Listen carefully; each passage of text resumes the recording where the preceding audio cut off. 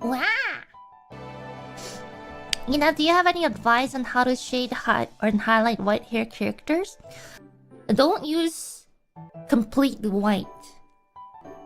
Like, use different shades of colors. Like, slightly off-white, and then you can add in different hues and things to make it a little more exciting. As a base color, yeah. Let's say there's like the color triangle thing. Like, don't use the white right here. Just go slightly like below it, or like just around this area in general, you know? Complete white makes it kind of hard to work with sometimes. White I feel like is one of the easiest colors to work with because it works well with a lot of like mixing in a lot of different colors or hues rather.